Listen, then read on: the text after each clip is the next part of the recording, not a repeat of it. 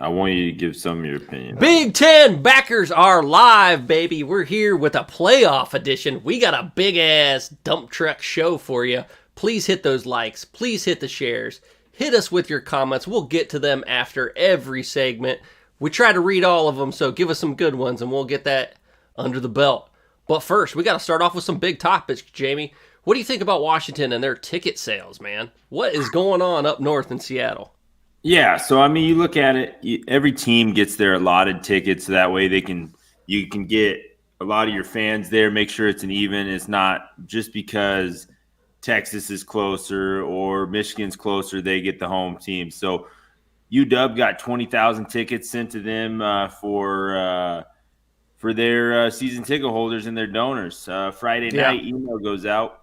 Still hasn't sold them. So as far as my knowledge goes, is they're still up for sale. They haven't sold out all their tickets, and that's kind of a worrying sign there to see that they're not going to be filling that stadium there in New Orleans. And this is kind of a big time moment. It's not like this happens all the time for UW to be in the playoffs. This isn't Right. the 12 team playoff. This is the 4-team playoff. You're in the semifinals right now. And so that's a little bit worrying to see that maybe the fans aren't showing up for the UW Huskies there. That's crazy to me. Like you said, this is almost a once-in-a-lifetime opportunity. When's the last time Washington was in this position? I mean, they made the playoffs once, right? Yeah, I think 2016 but I don't think Alabama. I don't think it was a time where they thought they could win. This year, they have the Penix. They have the offensive line of the year. They have all the pieces in place. They have Roma Duzzi. Those tickets should be selling like hotcakes. It should be hard to get one. Yeah, I don't understand that. Like you said, last time I think they were the 4 seed versus the number 1 Alabama seed, and nobody thought they had a chance. This is a game where they absolutely have that chance, and they need their fans to show up. So it's a little disheartening to see that because the traveling's not going to stop. They just joined the Big Ten.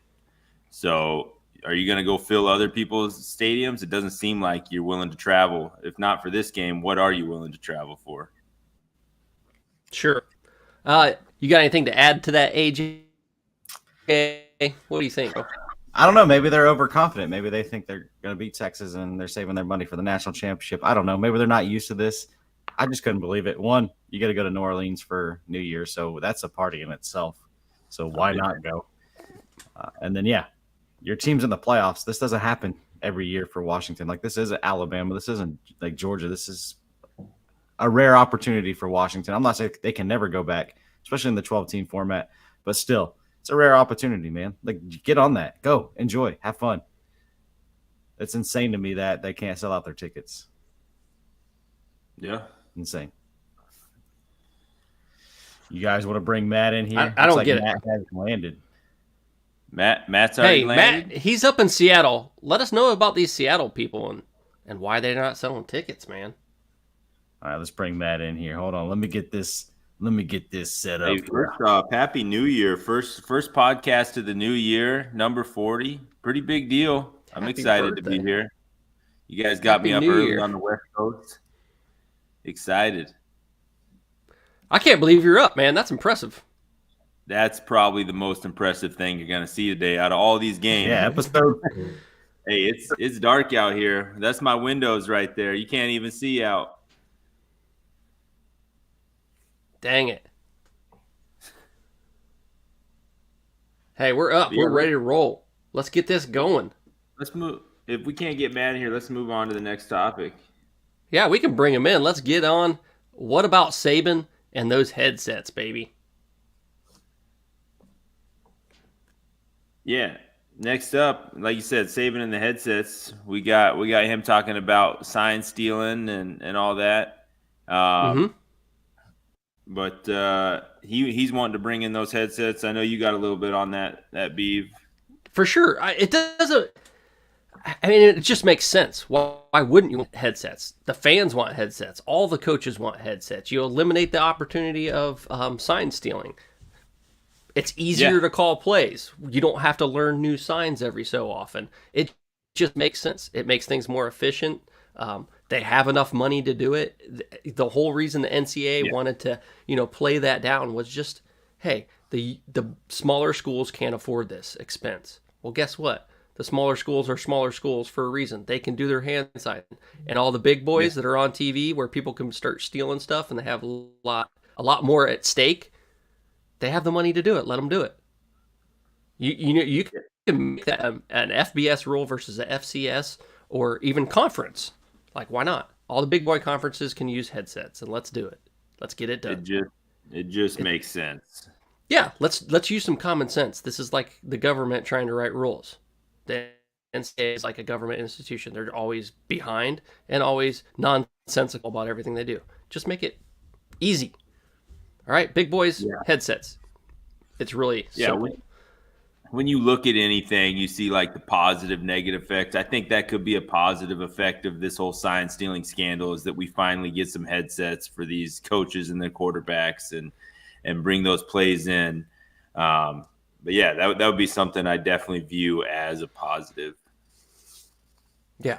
And you know, the sign stealing stuff, it's happening. I mean, there's more to that. We're going to get on that at the end of our show today.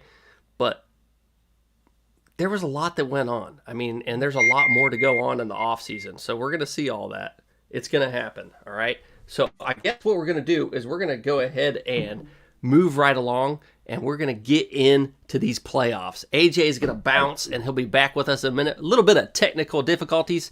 His Wi-Fi is logged into the local McDonald's right down the street, so I think McDonald's kicked him out. They're like, "Happy New Year, we're kicking you off, man." Yeah, no, I think he thought it was Y2K, man. Everything's crashing.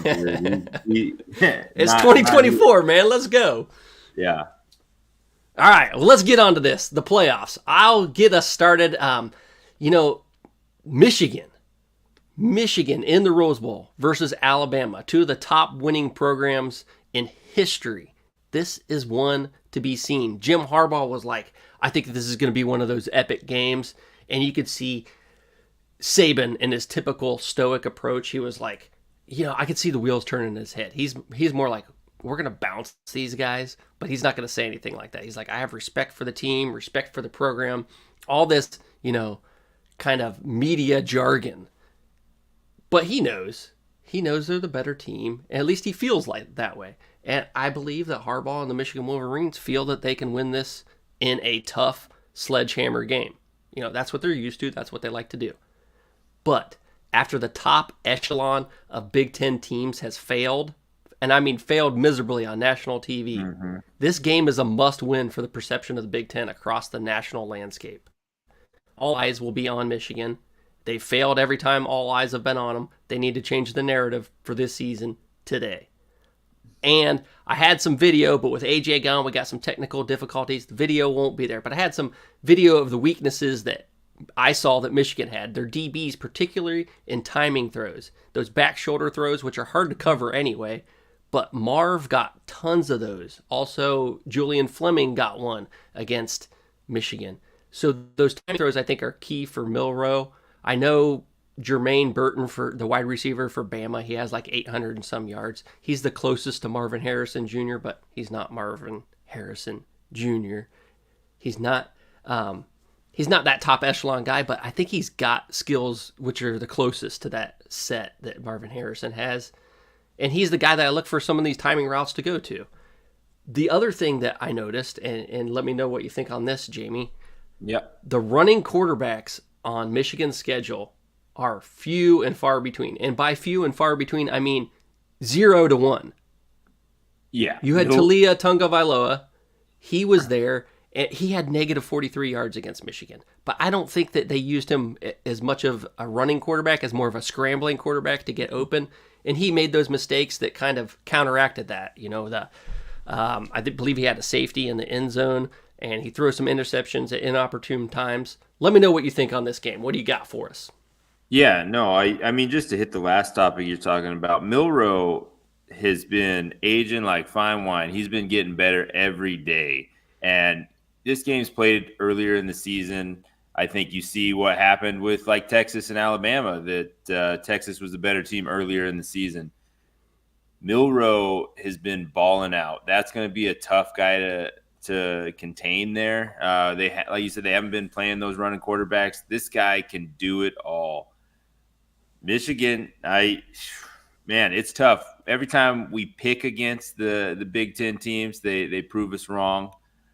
This is a game where I actually will be picking against the Big Ten team here. I see Alabama as that powerhouse. They just went through Georgia. We saw a Georgia team we'll talk about later that just annihilated another team, maybe not at full strength. But, dude, this is going to be a good game in the sense of Michigan has been the number one team throughout the whole year.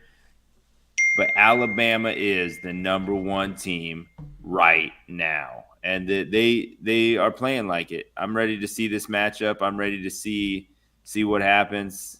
I think it's going to be a good game. Yeah, I just realized this. AJ kind of runs the show, so I don't know if we'll ever be able to stop this live stream. I hope you got plenty of sleep last night. We'll be on for a while. Yeah, this is the 24-hour show. Here we go, baby. We'll be straight through the games and everything, man. It's going to be commentary. I hope you know the rosters well. Let's go. We're gonna be doing the one thing that I wanted to add on to the Milroe thing was that offensive line for Bama has kind of gelled simultaneously with Milroe, and I don't know if it was one versus the other, just a cohesive unit all at the same time on offense. So I look for Alabama to win this game too, but I'm actually, as a Buckeye fan, I'm rooting for Michigan. I'm one of those people that likes the Big Ten in general, and then going to some of the games this year, I don't necessarily like Michigan, but I respect Michigan, and I want them to be good, to make the rest of the Big Ten good, to change the national perception of the Big Ten, too. I mean, the only people that have done it this year are the likes of Maryland, the Terrapins, Rutgers, all right? I mean, some of the lower echelon Northwestern type teams are the ones carrying the conference this year. It's crazy. Hopefully Iowa gets it done. Hopefully Wisconsin gets it done, and at least the Big Ten West and them can kind of show out and show that their defense was legit. Yeah, you got anything else to add about Bama? No, I Michigan? I see them putting it on today. I think they're the team to beat in the whole playoff. I said originally this was the championship game. I thought these were the two best teams in the playoffs. I think the other two teams, UW and Texas, have a shot against these teams, but I think that either one that wins today is going to be the favorite to win it all. And I think Alabama's the better team. I think they pull it out. I think they're rolling. They're ready to go. That Texas-Bama rematch would be interesting. First game of the season to last game of the season. I mean, they carry the full season. That would be pretty sweet. I think that's a pretty probable matchup, but we'll see. The other thing that I wanted to add, Michigan, where they look strong, JJ has to extend plays. McCarthy has to be able to scramble without getting sacked, without getting turnovers. He tends to throw it across body when he's in trouble, at least once, twice, maybe a game. He's usually been pretty lucky. I know Jim Harbaugh has said that he's scared every time he does it. He's like pulling his hair out. He's like, no. Yes, it's kind of like, I got it, I don't got it. And I think that's perfect timing that we may have Adam back. AJ has maybe stepped back in for this Alabama-Michigan contest. There we go. We got it. I don't know what happened. I got it, I don't got it. I was just saying that as you came in. That's perfect. Hey, we talked about Alabama-Michigan. You got anything else to add? Oh, man, it's going to be a good game. I'm excited for it, ready for it. I think Milroe adds a different dynamic that Michigan hasn't seen yet this year. I think the closest they have is Tallulah. We talked about that. You weren't watching? Come on, man. Come on. I had no internet, man. Everything went down. I didn't even know the show was still going. You could have got it on your phone, bro. I seen that, but I only seen the first minute repeating itself, so I didn't know what was going on. Yeah.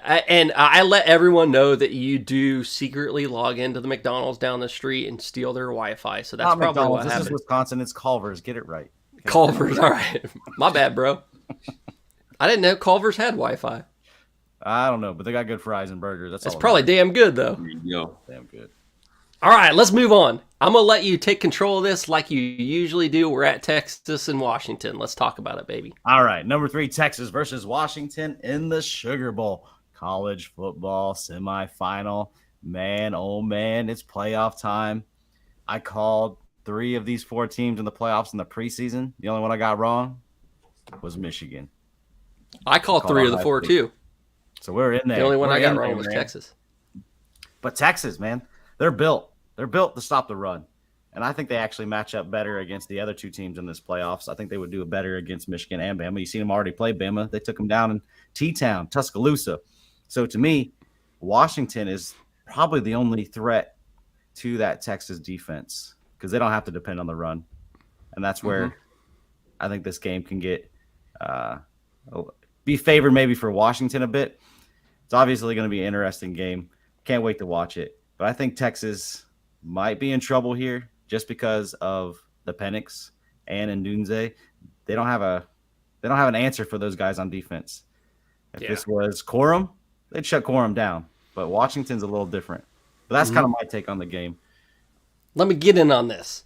This is a trench war. The Joe Moore Award winners in the O-line for Washington. I watched the video of them receiving that award. It was awesome. And they said right after they received the award, guess what? They went right back out to practice, and they were the last ones to leave. So they're ready. They had an incredible year. The defensive line for Texas, as you mentioned, they allow 80 yards rushing per game. And guess what? Washington is not a big running team. They're a passing team. So like you said, that matchup kind of favors Washington, I think. Texas's defensive linemen, they have an All-American in Tavondre Sweat and a second-team All-American, Brylan Murphy. And this line allows, or has been getting, or has got a total 32 sacks on the year. Washington has only given up 11, so that's an interesting matchup to see there. The Penix versus Ewers, that's the other stud quarterback matchup that we're going to see. I mean, that's the other dynamic of this game. The one in Penix, it's his second year of like Heisman-type stats.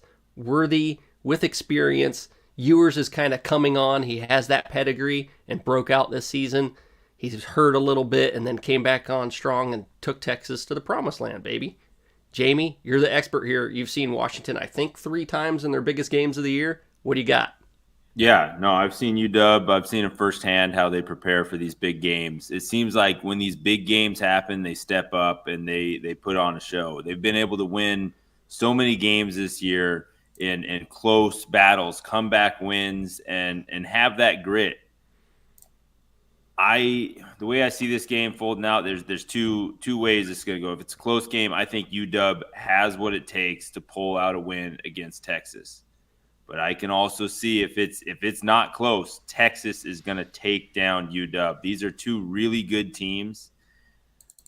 Texas is going to own the stands like we already talked about. The fans are going to be in attendance there for Texas over UW. It's tough. I keep picking against the Big Ten West teams, and I am an anti-UW fan, and I know how good they are firsthand. They beat my Ducks twice this year. They stepped up to the biggest games of the season. They came prepared. Michael Penix is something to see. Like, he is phenomenal, and he was playing at full strength in that Pac-12 championship game. Expect him to come out ripping the ball. This is a tough one to call between these 2. I personally, I think this is Texas's game to lose. Expect those dogs to put up a fight, though. It's going to be close. I mean, that defense, they always show up in big games. Like, that defense is usually questionable, but when they play Oregon, when they play big teams, they ball out, man. But Texas is a resilient bunch, man. They lost their quarterback for a few weeks. They lost their star running back for the season, and yet they just keep on getting those wins, man. Keep stockpiling those W's. Like, who else can do that? Who can lose their starting quarterback and then lose their everything running back and still win? Yeah. Like, who can do that? I'm going to go with the Big 12 West has shown out this bowl season. USC, UCLA got their wins. Oregon's going to do it today. Washington's going to do it today. I picked against Washington, and I thought Oregon was going to win that Pac-12 championship game. I was wrong, and I said I wouldn't do it again, and I'm not. I got them 42-36. It's going to be a barn burner. I mean, there's going to be some balls in the air. Some balls all around. I want to see some balls, and I want them now. You start talking balls, Seattle Matt shows up. Here we go. He's here. He's in the house. It was like a flash. Balls, I'm there. Speaking of balls, did you watch that drop in Vegas last night? May have Is that why you look like you do? May have been preoccupied. I did not do that ball drop. So did you fly into Vegas last night just to bet on these games? No, because you're not allowed to do it in Seattle, right? Beforehand. Come on, man. Come on. Well, Matt's here. We got the betting special. Usually we go in on all these games, but we went on every game except for the playoffs. So Matt is here to bring saving the best for last, man. So what you got? What you got, Matt, for Texas and Washington? So starting out, and I do. I cannot believe I'm becoming a UW apologist on the show. I feel like you, Jamie. It's a little bit off my settings, but I do want to say with Washington, in the attendance thing, there were no flights out of Seattle to New Orleans. It was a major issue up here. In fact, the next day when I was looking around, Delta, American, Alaska are the most common airlines out of SeaTac. Couldn't get any flights. Now I know they added a few more flights, but getting to New Orleans was actually the biggest issue for a lot of UW fans. So fucking drive. Drive. People can't drive. No, they drive to Spokane and they say that's a brutal drive, and that's 6 hours away. So, definitely the location of the game. I think if it would have all worked out, let's say UW was a 1 seed and they would have went to the Rose Bowl, you would have seen a huge UW following. Again, I'm not here to apologize for UW fans, but I do want to say getting to New Orleans was a major factor. You see that. With that being said, you did ask me, but you want to start Texas, Washington? Let's do it. It's on the screen. Let's do it. All right, perfect. So what you have actually seen, and I checked this morning at several different books to confirm, is for a while you were seeing Texas minus 4.5. It opened at Texas minus 4.5, really stayed there for quite a bit. Within the last 36 hours, you're now seeing books out there that have Texas minus 4. I've actually seen some books this morning I've been watching very closely as Texas minus 3.5. So I'd say within the last 36 hours, you're starting to see a lot of money rolling to the University of Washington, dropping that line. Yes? Question. Yes. What are we taking? Where is our over-under? Well, that's just the spread. The over-under, from what I've seen, has stayed pretty flat at 62.5. So you've seen it pretty much stay around there throughout the bowl betting season. I haven't seen a ton of switching on that spread, checking over multiple books. Maybe somewhere you may get 62, but it's staying pretty flat. It's staying pretty consistent. So the one that I'm actually seeing moving is that spread. Over-under staying pretty consistent. There are several plays I kind of look here, and I'll put them into tiers. My first play overall, I really like the over. I think Washington can score. I think Texas can score. I think these defenses, it will come down to that at the end, but I think they've got to figure themselves out. I really see scoring being a factor here. And so that 62.5, I like the over on that. However, as you're seeing these lines creep down, you're kind of taking away the thunder on my second one. I like the fact that you look at money lines in games where you think teams are tight. That's where you kind of try to find your value. Right now, UW, last time I checked, plus 152 on the money line. So you kind of have to look at this game and you say, okay, do you think UW has a chance to just win outright, just win the game? I think they do. I think Texas has a chance to win outright. It's going to be a good game. But if you're looking for true betting value, that plus 152, forget the points and just take the Huskies on the money line. That's kind of the secondary play I have. I like the fact that UW is now underdogs again. All of us Ohio State Buckeye fans, we harken back to 2014. Underdogs against Wisconsin, won outright. Underdogs against Alabama in the playoff, won outright. Underdogs against Oregon, sorry, Jamie, won outright. Some teams really feed off that underdog mentality. I know Saban's probably been saying it 50 times a day, every day in the locker room. UW certainly noticed it as well. So over would be my first play. UW money line, my second play. But how about you, AJ? Where are you going? Man, I think I am going to take Washington to cover. I like Washington in this game. I think the passing game is going to give Texas some trouble, and that's where I'm going. All right. I will give you the points, though, on this one. So, yeah, how about you, Beef? What are we getting for points? I mean, are minus we going 4. with what? Okay. I've got a composite here of about 7 different books, and I would say the consensus average is right around -4 right now. I'm seeing mostly -4, but I am seeing a couple -3.5. So I'm going to lean with the -4 for this segment. That's we had that hook originally, and then we didn't go through with the playoff game. So I am going to go with Washington. I'm not picking against them. I told you earlier it's not happening. And I'm even going to tell you the score, 42-36. Oh, damn, that confident, huh? Well, geez, if you like that, why don't you just go heavy over? That's a 78-point game. That's a good point. I don't know. Texas has the chance to change that dynamic with the defense that they have, so I'll stick with Washington. No, that's fine. And Jamie, for fun, you want to throw a pick out there since you're on here? Yeah. I'm gonna live vicariously through Texas, man. Dogs down, and we're gonna go with the Texas win. I'm seeing it. All right, laying the points, taking the Longhorns. Oh yeah. All right. All right, let's get into this other playoff game. We got Michigan versus Alabama. We already talked about it, but now we're going to get into the money. You might be seeing it, but it's in your dreams. They winning, boy. What you got on this one, Matt? Just going straight lines here. You had Michigan started out at -2.5. You've kind of seen that over the last few weeks creep down to -1.5 in favor of Michigan. I have seen some books out there today, -2, -1.5. You're not seeing a ton of movement with this line. You're kind of really saying, okay, 2.5, a little bit high.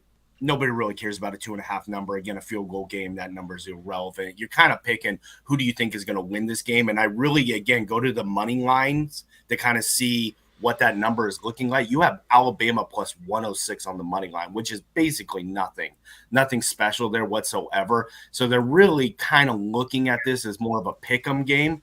However, early on with the over under, it started out at 45.5. You saw that creep down over the last few weeks to 44.5, but over the last about 4 or 5 days or so, you have seen that jump back up to 45.5.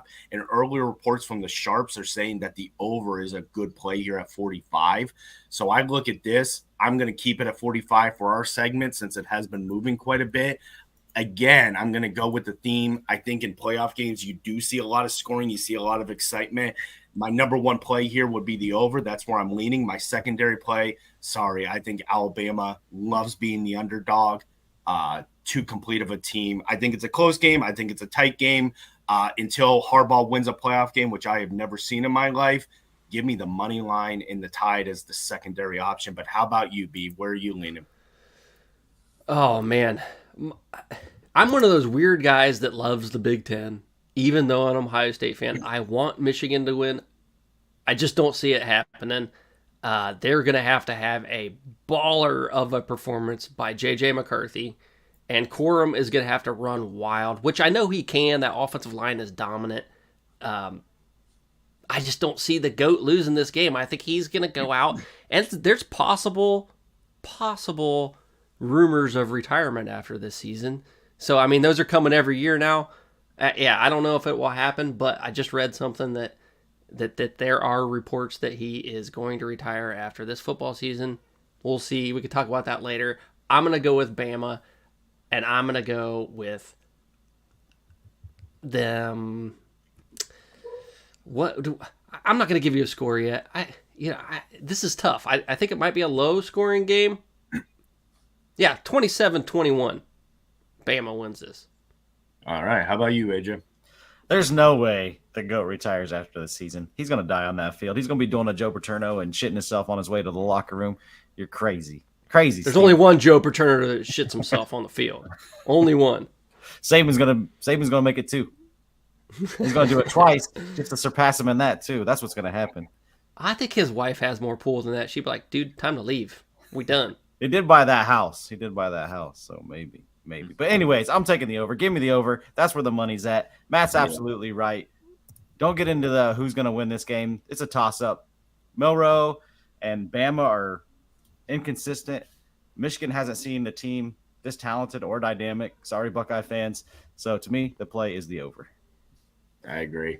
Take the over-unders and enjoy the game. But how about you, Jamie? I'm going to get one from you here. I'm pulling Alabama on this one, and I don't do that often, but they look like the team to beat right now. So I'm going Alabama straight up. Yeah, I like that. I like that as a secondary play. All right. I think that does it for the betting segment, man. We appreciate you, Matt. We'll get you on out of here. Let you enjoy. Hey, Matt, before you leave, did you wake up and have room service or hash house a go-go? What'd you do? Coffee, man. That's it.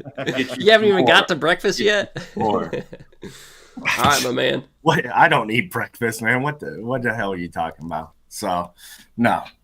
We got a lot of action today, man. I got that Tennessee Iowa game. I can't wait to watch that one. So, for sure. I score and pick the over. Just kidding. I do like always the over with Iowa. Always. It's always safe. All right, Matt. Happy New Year, man. Thanks for coming on the show. Appreciate it, buddy. Yeah.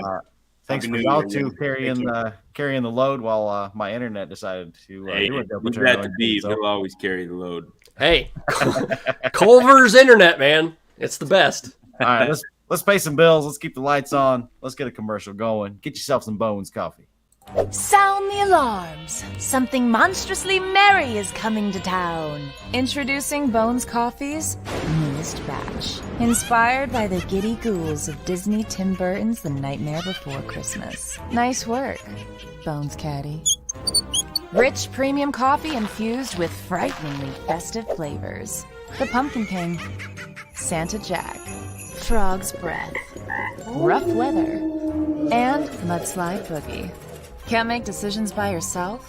Order them all. Bones also makes a perfectly marvelous gift for everyone on your nice list. And your naughty list. Click the link to get these hauntingly holly jolly flavors delivered right to your door. And it's not just for holidays. Bones has coffee concoctions for all 365 days of the year. Bones Coffee and Disney Tim Burton's The Nightmare Before Christmas. It's terrifyingly tasty. This year, Bones Coffee will be yours! Bring me that Bones coffee. I'll take it. I need some coffee right now. I need it. I need it, man. I partied a little hardy last night, man. I could use some caffeine for sure. Anyways, it's Big Ten roundup time. There's a lot of Big Ten games. There's a lot of Big Ten versus the SEC. We have a triple header of that today. So let's get into this Big Ten roundup. And we need these Big Ten teams to actually play out, because if not, we're about to get owned by the SEC once again, man. It is not a good look. Not a good look at all. We're going to jump in. We're going to skip the first one. We're going to get into Tennessee versus Iowa. Man, oh man. Brian is in his last game as the OC for Iowa. And boy, these fans are happy about that.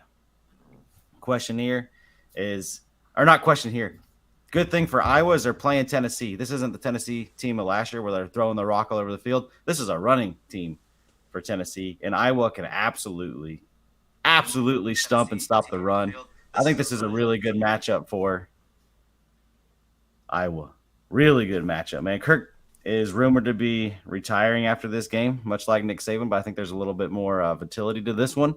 So to me, Iowa's going to ball out. They're going to play hard. They're going to get this win, and they're going to send Kirk into retirement with his big bowl win, man.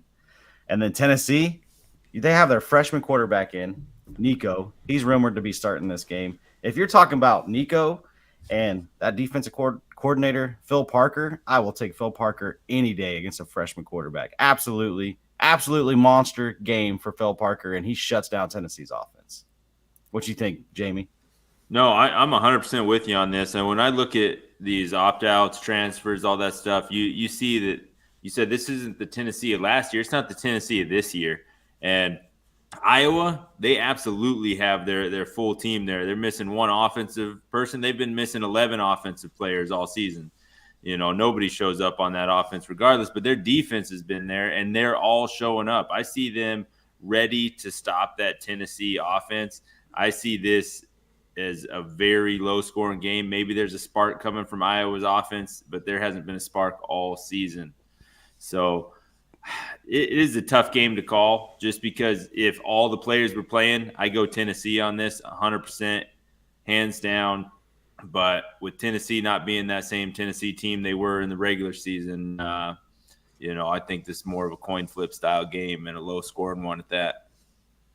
Oh, absolutely going to be low scoring. We might get 10 total points. No way.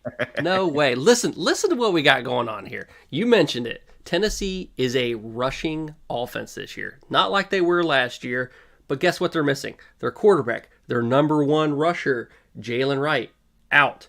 They're missing a safety. They're missing a tight end. They're missing a DB. Iowa's missing a wide receiver. Guess how much that matters in their offense? 0. They don't have an offense. They rely on their defense. They rely on the punting game. So, what do we got? We see Iowa winning this game easy. And I mean easy, 12-10. 12-10. I mean, we've seen what Penn State and Ohio State have done with a defense-only game plan, and it's not working out for the top Big Ten teams. But Iowa has experience with this. The Big Ten West has been doing it with success in bowl games so far. I don't see Tennessee as a great team, a top echelon team. Their strength is they're 12 in the nation in rushing yards per game. As we've talked about, they average 202 yards a game. Iowa is the 5th-ranked defense and will shut down this run game. They don't even have their top rusher, so don't even expect that 200 yards. I expect them to really shut this game down. It's going to be boring. It may be worse than that 12-10 score that I just talked about. But I got Iowa winning this game. They do well in bowl games. They're gonna pull this one off, and they're gonna save a little bit of face for the Big Ten. You pull one off and face all in the same sentence. That's dangerous. Yes, I did. That's very dangerous. Let's move on. Yes. Let's get to this next game. Happy New We Year. got LSU versus Wisconsin. It is Badger time, man. On a topical view, this looks like a dangerous game for Wisconsin, but Jaden Daniels, the Heisman Trophy winner, is not playing in this game. Neighbors, he's not playing in this game. I think that gives Wisconsin a chance. Vegas still doesn't think so. They're still a 9-point underdog. But I actually like the Badgers to cover in this game. Maybe not win it outright. It's kind of weird to think what LSU is going to look like without all that talent. Wisconsin's going to have a lot of people playing, except for their main man, too, because everybody, is getting ready for the draft, hitting the transfer portal. Allen is out, man. Like, what is Wisconsin going to do without Allen? Like, these bowl games are so weird because you just don't know who these teams are. Oh, man. Scary game for Wisconsin taking on LSU, but it looks a little bit easier to deal with since Jaden Daniels not playing and Neighbors is not playing. That Badgers defense is top 20. Can that top 20 defense actually play against LSU? Or is that a top 20 defense because it played in the Big Ten West where there's no offense? We'll get some answers today, boys. What you think, Steve? What you think? Hey, man, we've seen this before. I mean, how much of a reprieve was it to talk about the playoff teams and not have to talk about the opt-outs? This game is going to be predicated on opt-outs, and Wisconsin's losing more people. It might be more meaningful players in Jalen Daniels, the Heisman Trophy winner, being out of the game. But Wisconsin's a developmental program. They might not be for long with Fickell at the helm, but they are right now. And I see it as a developmental program cannot just plug and play. LSU recruits well. They can plug and play. I see LSU winning this game. I'm not going to be rooting for them, obviously, but I see them winning. They can survive without their Heisman Trophy candidate. Wisconsin has Braylon Allen out. You said they have their wide receiver DK out. They have another wide receiver Bell out. They have two offensive linemen, a cornerback, and a linebacker out of the game. This is not going to be the same Wisconsin team we saw, and it wasn't that great of a Wisconsin team anyway. Whiskey's going down, and they're going down kind of easy. LSU 36-17. Yeah. No, I see you there. LSU. It might be worse. Yeah. We talk about this time and time again. These aren't the same teams we're seeing in the regular season. LSU is missing their stud quarterback. And if he was there, I don't see this as a close game. I see this as LSU running away with it, just like we talked about in the last game. I see it a little bit closer, but you look at Wisconsin, like you guys have been saying, they're depleted of what they have, and they have less depth in their program than LSU has in theirs. LSU pulls in 4- and 5-star recruits at quarterback, so they got somebody in the stables waiting to come on and play. You look at Wisconsin, they lose their main guys. They don't have a ton of depth behind them. I see LSU winning this one. I think it's still a tough one to pick. You got your little Wisconsin Badgers. They're always going to be fighting. I think that, they're a tougher team mentally, but they'll win the drinking battle. Yeah. We got all their fans. LSU doesn't win the defensive battle, but I think they put up enough points to match Wisconsin's. So I think LSU wins this one. The Packers beat Minnesota last night. Wisconsin's going to beat LSU. We're going to be partying here in Wisconsin, baby. On Wisconsin. Culver's better up their internet, man. Yeah, man. They finally upgraded. I'm good now. All right, let's get into another Big Ten game. The last Big Ten game of the day. We got Oregon versus Liberty. I got to give Dan Lanning some love, because we talked about all these teams and all these players sitting out and going to the draft and not playing. But guess what Dan Lanning did and Bo Nix did? They're playing in this game. And it's Liberty, man. Like, it's Liberty and these guys are playing. Liberty. Something about the culture that's going on in Oregon. Dan Lanning is doing work. His players aren't sitting out. They're actually wanting to get a win. And it's Liberty, man. Like, if there's a game you want to sit out, why not sit out this one? But yet, here's Bo Nix balling out for Oregon, balling out for his coach, balling out for his boys. I can't say enough about Bo Nix and Dan Lanning in this. No, I don't have a lot to say on the game, except for Liberty does score points, but they're not going to score enough to beat Oregon. This isn't going to happen. But I'm still excited, man. Still happy for Bo Nix. Still happy for Dan Lanning. That culture there has got to be awesome, because all these players are playing, and it's Liberty. But, Jamie, this is your team. These are your boys. These are your Ducks. Let me know what you think. Yeah, no, you hit the nail on the head. The culture's strong there, where you got all these players. They're wanting to play. They took a loss in their last game. Some of these guys do not want to go out as a Duck with that L. You got to expect these guys to lace up those cleats and be ready to go to work today, because it's going to be a game. They're not looking at it as this is Liberty. And a lot of fans, a lot of people, I'm one of them that was like, God dang it, like, we got the bad draw. Like, what? Like, who's going to go to this? Like, ticket prices are dirt cheap and all. I talked about UW fans. Like, there's not a lot of people traveling to this game, even though it's only in Arizona. I was looking, you can get really good tickets for like $30 to this game, and you will never go to an Oregon game for that cheap right now. And so I don't think the fans are going to be in abundance, but I do think the players have all decided to show up. There's a few that are sitting out, but the majority of the players, the leaders, they're going to be out there. They're playing together. Man, expect them to take this serious, much of like what you saw with Georgia and Florida State, where Georgia took it serious and decided to come to work. They were missing a few key players, but they showed up. I expect that here. You got Bo Nix putting on one last show as an Oregon Duck.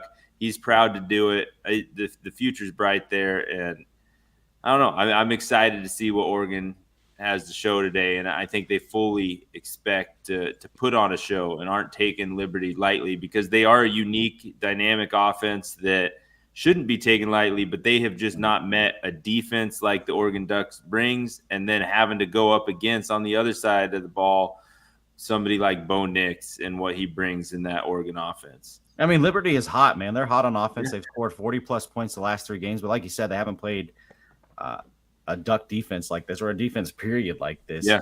But this is a no-win situation for Oregon, and it's good that they have Bo Nix, because you win, you're supposed to. You get played close in a game, you're going to get made fun of. You lose this, and you're laughed at for years, man. Like, it's one of those bowl games that you never want to be in, because you just, no matter what you do, you can't win. Yeah, no win. And you know Liberty's going to be balling out, man. Like, they want this. They want this W. Nobody's sitting out of this game for Liberty. They have their full team. They have everything they've had. Nobody's sitting out. Yeah, this is their Super Bowl, man. You get a chance to take down Oregon. they'll talk about that at Liberty for the next 60 years, man. Like it'll never go away. But Beeve, what you got on this one, man? Well, I lived in Arizona for a few years, and they have a big Oregon following. I mean, there might be snowbirds down there or transplants that are heading into the Phoenix area. I bet they'll fill up some of those seats with just local people on their own. But Oregon and the Dan Lanning Ducks, they're going to be ready to play. You better believe they'll be ready to play. If this were Cristobal still there, I'd give Liberty Bibberty a chance. But he's not there. It's Dan Lanning. I like that Bo Nix wants to play, wants to finish in style. I like how we saw Georgia motivated to fight for their brotherhood. And I think they got a little bit of that Georgia-esque with Dan Lanning being a future or a former Georgia coach. I think that they have that brotherhood. Somehow Georgia has had that motivational factor. Maybe he learned something from Kirby Smart too, but they know how to motivate people. They know how to stick together for the brotherhood. They know that they want to win football games, and that's what's first.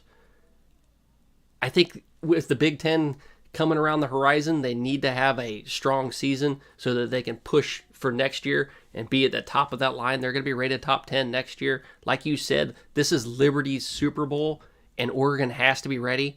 But I trust Dan Lanning will have this team ready. They're going to have the motivation, and they're going to win huge. I mean, huge. Huge. And they better. I mean, I trust what the Pac-12 has done so far. And Oregon's going to be another one of those teams coming over from the Pac-12 West with something to prove. No, absolutely agree. And we talked about it. We talked about them. They're possibly going to be the front runner in the Big Ten next year. And with what we saw out of Ohio State, they will be. Yeah, I think Ohio State has more questions than answers after the bowl game for damn sure. Michigan's going to lose everybody. Harbaugh might not be there. Who knows? Harbaugh's gone for sure. Yeah. I mean, there's no mites about it. Can USC fix their defense? There's all the other teams I think have questions except for Oregon, and I think Oregon, for that matter, should be the favorite heading into next year for the Big Ten. I mean, they have to find a quarterback, but I think they'll be all right. Dylan Gabriel, yeah. Well, I'm saying, well, he's there obviously. My bad. They don't have to find him. Right. They just got to put him on the. They got to put him on the field. They just got to decide if it's him or someone else, right? You want Dylan Gabriel, Dante Moore. We brought in two guys. Yeah, they're good. They're set. I think they're all right. They got one of the best QB rooms out there.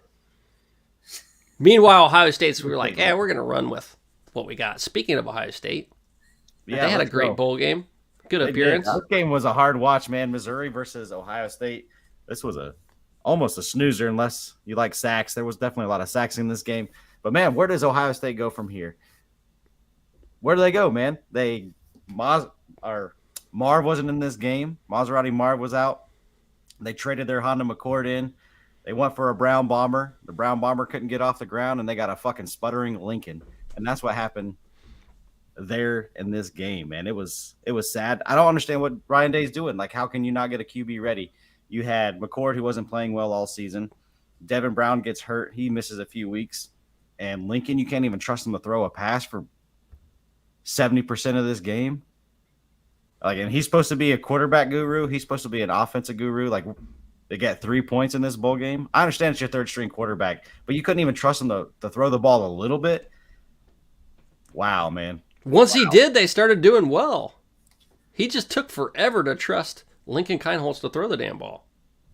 This game was a hard watch, man. It was terrible to watch. I don't know if it's worse to talk about or worse to watch. Which one? Because it's hurting me to just even think about this game. It was awful. They rotated the offensive line before the start of this game from the regular season, and they were starting to gel. Like, how does that make any sense whatsoever? I mean, they did it for someone to have experience for the NFL because he might be playing another position in the NFL. Let the NFL do that. They'll decide if he's better at guard or tackle or center. Man, I mean, and the offensive line, they needed to play well for these virgin quarterbacks. I mean, they came out there looking like a guy who has never even had a date with a woman. I mean, just scared. Knees were knocking. If it wasn't for Jim Knowles, how bad would this game have been, man? That's where I was going next. The defense did their part. They did well for 3 quarters. They needed some help. Ultimately ran out of gas in the 4th quarter. But guess what? That's a trend now. They kind of ran out of gas against Michigan, too. I don't know. When your offense leaves you hanging like that, man, you're going to run out of gas. You can't be on the field 80% of the time and not get gassed. But that's their job. Your job is to shut down the offense no matter what your offensive gives. It would be nice to have an offense that helps, But Look the at defensive Iowa, job man. is to shut out the defense. You always talk good about Iowa's defense. You always Yeah. talk good about Iowa's defense. And same Yeah. thing. Every time they play a good team, they get gassed and they get owned. But it's not because they're not good at defense. They're freaking awesome at defense. Your offense has to do something. Your offense has to bring some kind of pulse where you're not 3 and out, 3 and out, and 3 and out, and 3 and out, and you're just constantly like you only have so much energy as a defensive lineman. Corners too. Like, those legs get tired, man. Like your offense can't just leave you out there for. And that's where the play calling didn't help. Over. That's where the offensive coordinator, the play calling, coming from Ryan Day's mouth himself, did not help. You run it on first and second down every single time, and then on third down, they blitz the hell out of a virgin quarterback, and everyone knows it's coming. There's going to be a pass. So send the house. He doesn't have time. He doesn't know what the checkdowns are. It's ridiculous. It was stupid. There was Lincoln a couple times they pounded. Quarterback like NCAA 14. All he did was run backwards and throw the ball. He was just like, yeah, he didn't have time to do anything else. It was stupid. It was just terrible game planning and terrible strategy. He didn't trust his quarterbacks.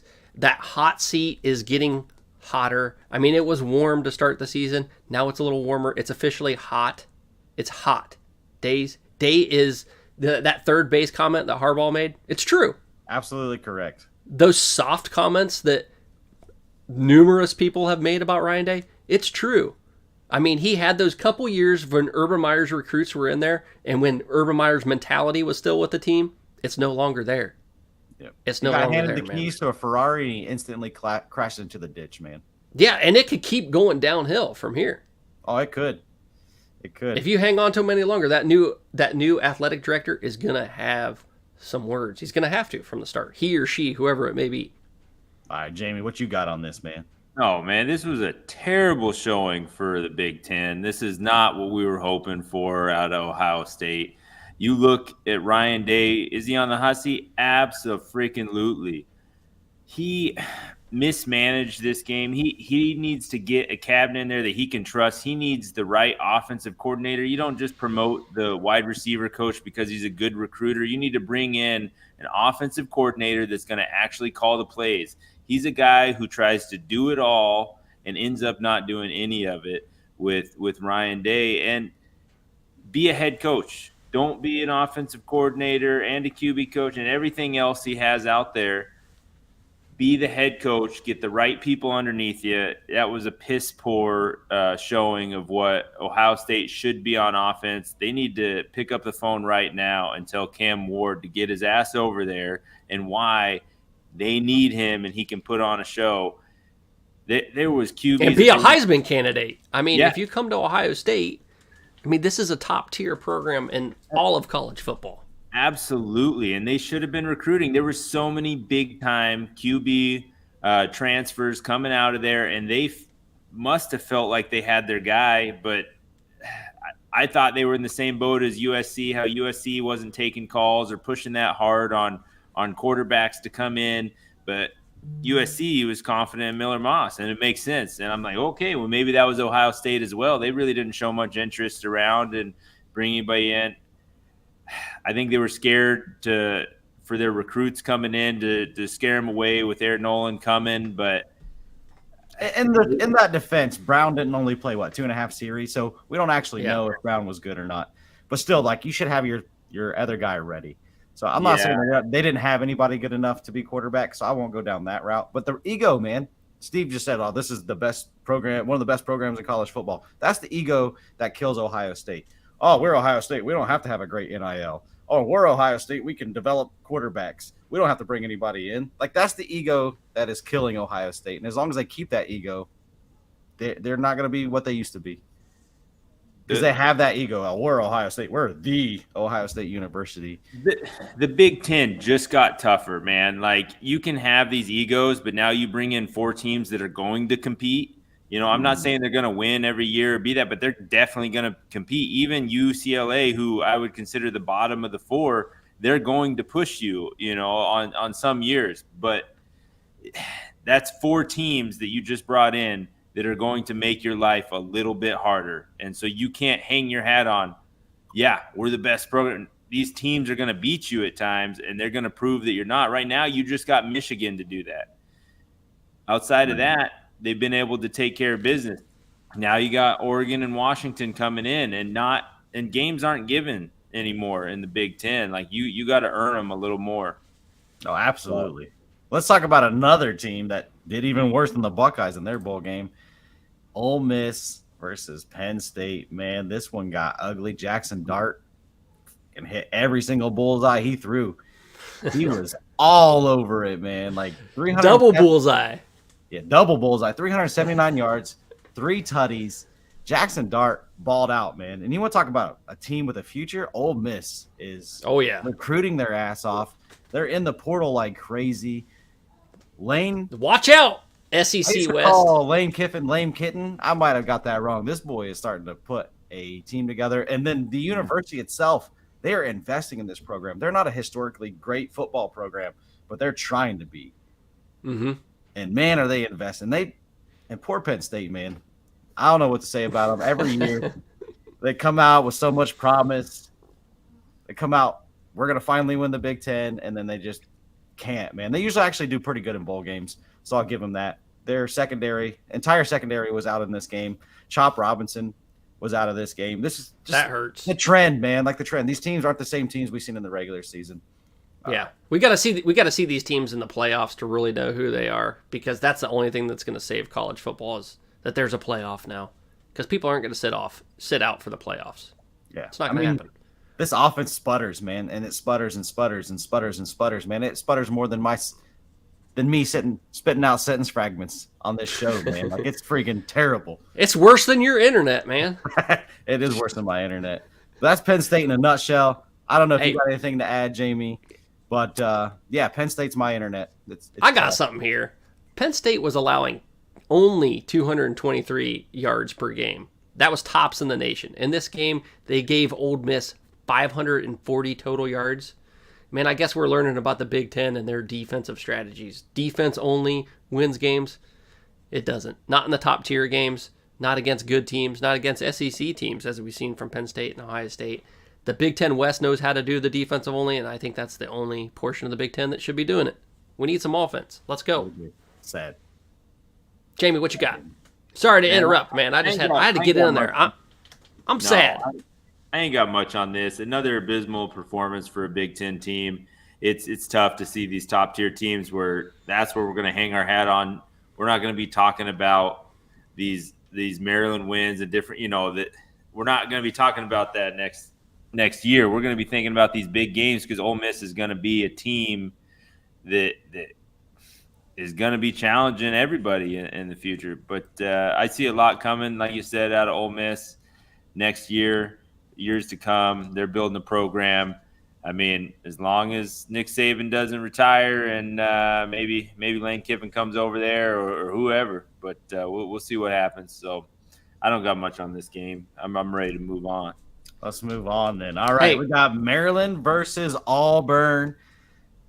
Man, congratulations, Terps. This coming. The Terps come out 21 points in the first quarter and just fucking put it on the Tigers. Hey, Ryan Day, call Mike Lockski. He got 2 quarterbacks ready off his bench to fill in for their legendary quarterback. I mean, Tolu was out, and they put in 2 quarterbacks who both balled. Hey, we need to know who his offensive coordinator is. Who's their quarterback coach? Yeah. He needs to be on Ohio State staff now. He does, absolutely. But yeah, I mean, they grabbed Edwards grabbed 176 total yards. Not that great, but he had 2 tutties, but he protected the ball, and they let him throw the ball. He started off hot. He kind of went cold in the second half. But, like, why can't you do this? Maryland did it. Why can't you do it, Buckeye Nation? But, not to compare. In Ryan Day's defense, he was only 30% completion percentage, though. He started off, like 5 for 5, though? He was good. He had 126 yards passing and 1 touchdown. 50 yards on the ground, too. So, but Cameron Edge had a different edge. Man, he was 4 for 6 for 82 yards, 1 touchdown. He did have an interception, though. But together, those 2 backup quarterbacks were 10 times better than anything Ohio State had. Tell you what, though, Auburn was trash. They had 4 turnovers, man. They had more turnovers in your local donut shop. And just like my fat ass, That's what Maryland's defense was. Is I'll take that one. I'll take that one. I'll have that one over there too. They were all over that defense, man. 4 turnovers, and they turned them. I think they were confused. They don't even know who their mascot is. Is it an eagle or is it a tiger? I don't know. I'll never understand that dumbass. That's shit. more important. That's more important. War Eagle, Tigers. War Eagle, go Tigers. That's more important. They needed to figure out who the mascot was. They were on the plane. They were like, I don't know what I'm doing. Let me figure out the mascot, and then we'll do game planning. Yeah, somebody let us know in the comments about why Auburn is the Tigers, but yeah, it's War Damn Eagle. Never really understood that. What you guys? Isn't there like 400 Tigers in the SEC too? There is. It's half the conference is Bulldogs and the other half is Tigers. That's how it works. Yeah, man. I think I picked against Maryland last week, looking at going against Auburn, not knowing who their quarterback was going to be. And they definitely came out and surprised me. They prepared well for this game. They put on a good show that Big Ten beat an SEC team. And that's something that hasn't happened much this go-around. And so it's cool. It's cool to see that. It's something to give a little bragging rights. And their defense really showed up, got the interception return for a touchdown. They just took it to them the whole game. This game wasn't close. And, yeah, they just ran away with it. Maryland fans should be happy. Hopefully they figure out what the next step is and who the quarterback is going to be going forward. And I think they could be a good team going forward. So what we're thinking here is Maryland could beat New Mexico State? Definitely. We got hit one comment here because Dominic Ambrose said Maryland OC is Josh Gaddis, the same Gaddis that got forced out of Miami because he could not put offense together. But they also have Kevin Sutherland. So wow, yeah, I should know that. I don't know why I didn't. That's impressive. Nice. I forgot he was there too. I knew it, but whoop over the head, man. Whoop. All right, too much eggnog. Let's get another commercial going, and then we'll get this show wrapped up and get everybody out of here. But yeah, it's time for old Danos, man. Get spicy.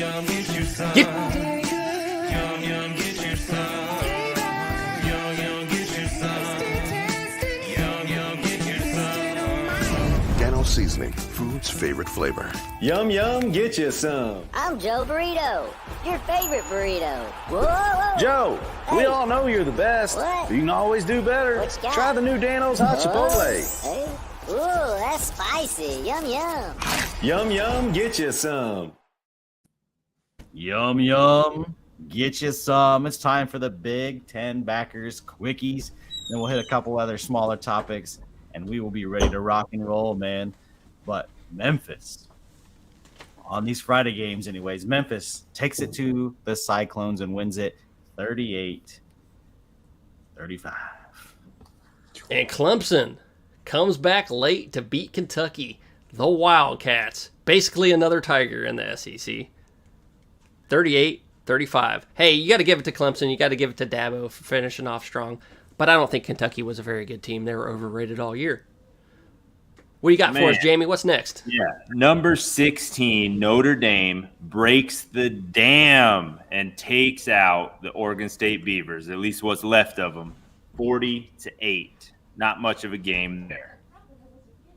And then we had a little game, not big names. We had Wyoming, and they surge in the fourth quarter after being down all game by double digits and win it 16-15. But there's a couple of topics, man. There's a couple other topics I want to talk about. That was a good game. Their coach's last game for Wyoming, he ran off into the sunset, didn't even crack a smile. He was a typical cowboy dude. He just walked off all stoically. He fits perfectly up there. Pull your hat down tight and just get the win and roll out of town. Probably had a burrito afterwards with some Danos on it. Should always have a burrito with Danos. But anyways, man, Jim Harbaugh hires an agent that has NFL ties. Is this Harbaugh's last game? Do they win? Does he get one more? Is Harbaugh done at Michigan? Tell me, Steve.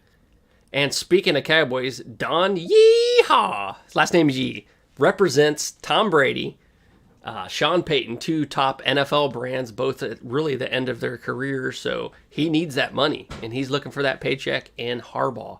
He needs new clients to bankroll his life. And I've been saying since the beginning with this Spygate, Harbaugh's gone. He's not sticking around. It's not happening. He has to leave. The NCAA is going to bring down the hammer and the program. That catapult system bullshit, blaming it on Ohio State. Let's be honest. Ohio State would have had a better showing if they were cheating. If they knew people's plays, they would have beat Penn State a little bit easier. They wouldn't have been close with Maryland. They would have beat Notre Dame without having to have a last-second miracle touchdown, which actually Honda McCord orchestrated. The FBI has evidence on Michigan's hacking already. It's already over. It just takes time for the process to get started. That's why Michigan has to represent now. They have their time. They have their claim to fame. They need a national title, and they need Jim Harbaugh to move on because he's not staying, and he's going to get a show clause if he stays.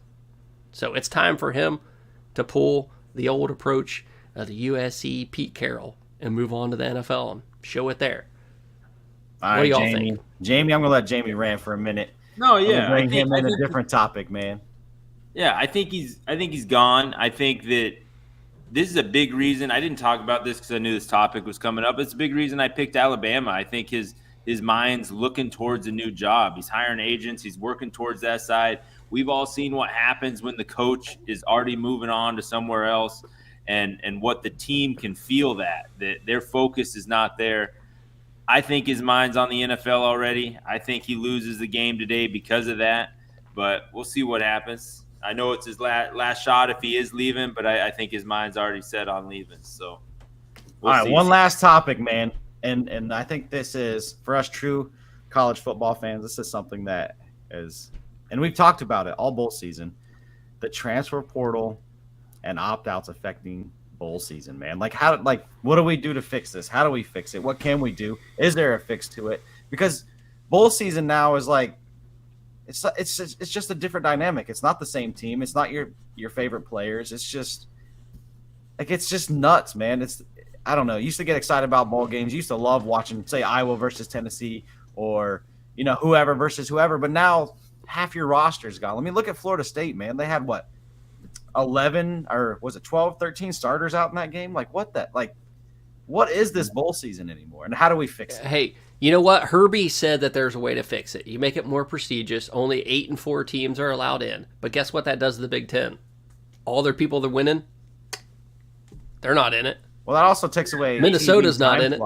For ESPN. It's the Big 12. It's the 12-team playoff. That's going to help a lot.